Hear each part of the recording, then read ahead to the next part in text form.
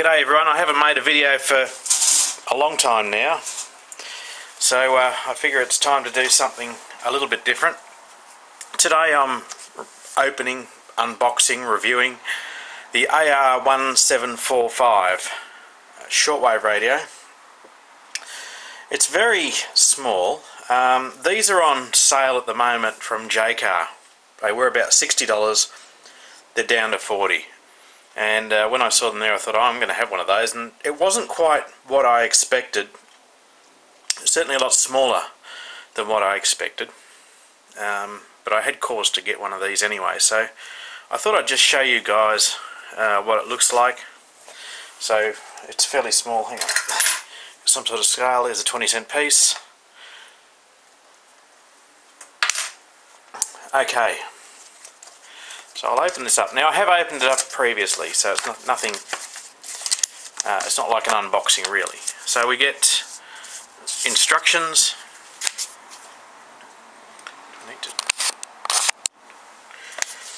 So we get our book of instructions. Now this is a 200 memory radio, so it'll take 200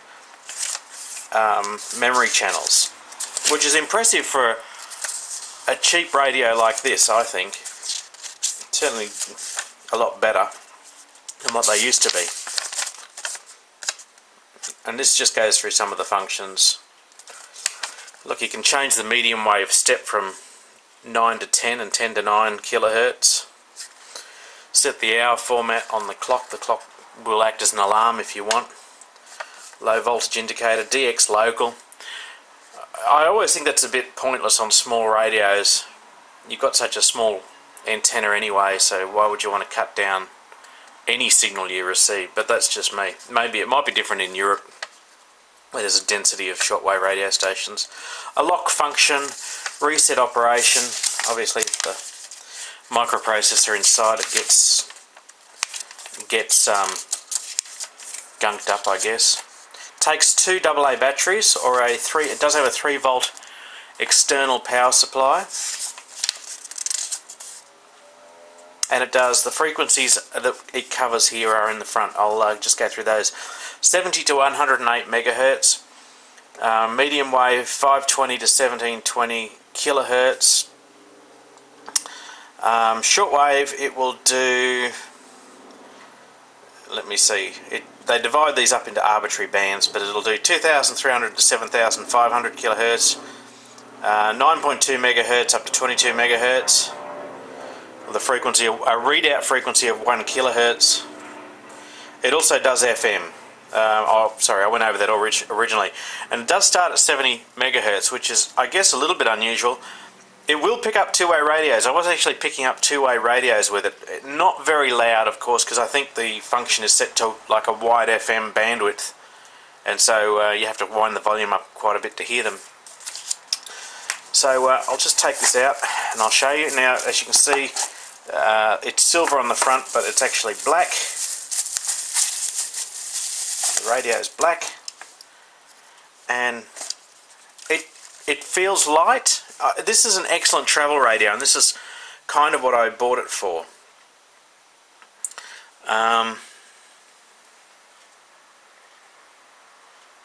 Yeah, and I'll put the batteries in here now. So two AA's.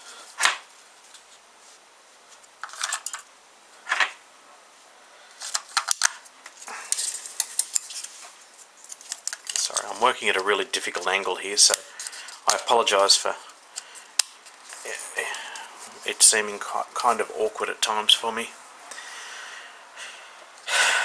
Now we've got the clock has come on. It does have a background light, quite handy. Memory set, I guess that's just to set it. Set the alarm. Volume is not an up and down pot. It's actually up and down buttons, so you don't actually control it with your with a potentiometer. It's actually controlled like software controlled, I guess. I'll turn it on, and it's come up at 70 megahertz. The actual tuning is, I like it. I don't know what it's picking up there, but it's got a good feel to it. It's slightly heavy. It actually is a little bit more, I guess if you use it for a long period of time, you would find it a little bit fatiguing, but I mean, once you find whatever station you want, pretty much you leave it. So and it does have direct frequency entry. So I'll bring up Triple J here, press the FRE button, 107.5, whoops, I've messed that up. Let's try again. It tells me there's an error, 107.5, and there we go, Triple J. So yeah, and then it goes automatically resets to the start of the band, 70.8. I'll just show you on the back of this too. It's got the various bands mentioned here. There's also a flip out, like a desktop stand, very handy, and it feels reasonably sturdy. And the antenna is a swivel. I know on some of these cheaper radios they don't always have the full swivel. This one does. And I'll turn that so you get some sort of an idea of how big that antenna is. I would say 40 centimeters. And I'll change the band now. We'll go to AM radio. It's picking up noise off the fluoro, not surprised. Let's try, there's one here, I'll try putting it in. 7.3. On the European Tour, South African Thomas Aitken leads by a stroke at It's got a nice sound to it. The FM side is quite good. At the best of the Aussies at even par. And Australian Sarah Kent I haven't tried setting any at the halfway stage of the Turkish Ladies Open. Channel 1. Dutchwoman Christelle Beaujon and Italians Stefani Croce and Diana Luna lead the So event. yeah, that's how it must be set. You hit the memory button. Let me turn this down. As you can see, there is a visual indication of the memory. Of the volume going up and down, as you can see there. And the Highlanders meet late this afternoon before the Waratahs and the Force tonight. In the early hours of tomorrow morning, the Stormers meet Canterbury in Cape Town, and the Sharks play the Brumbies in Durban at 3:10 in the morning, Australian Eastern Time. Yeah, so if you hold it down or hold it up, the volume will go up and down accordingly.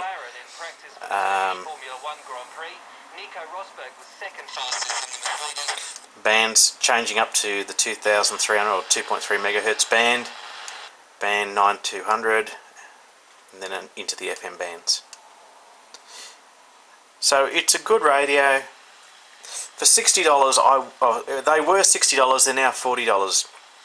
So I would say for that money, they're worth every cent. They feel well engineered. They're not like some of these cheap ones can be very cheap and plasticky. I've got a couple of them. Maybe I should review those as well. But this one feels much better built. So that's probably all I'll go over with you. But yeah, I give this radio, I can't really fault anything with it.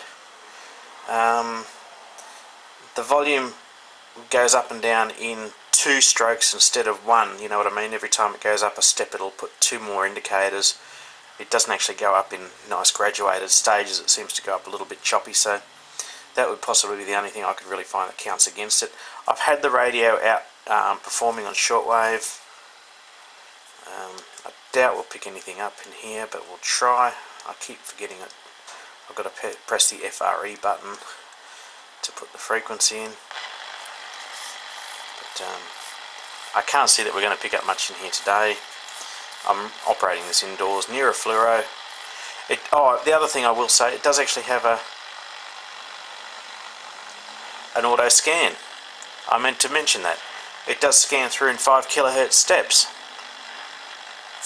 Let it do the tuning for you. How nice is that? The only thing it doesn't do with this scan is stop in recognised bands. It will keep going right out of the band, so you end up scanning a lot of, dead space between bands.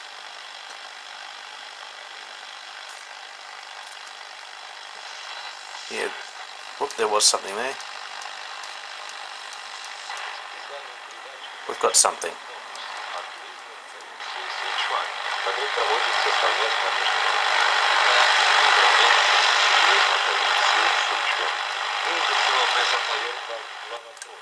Okay.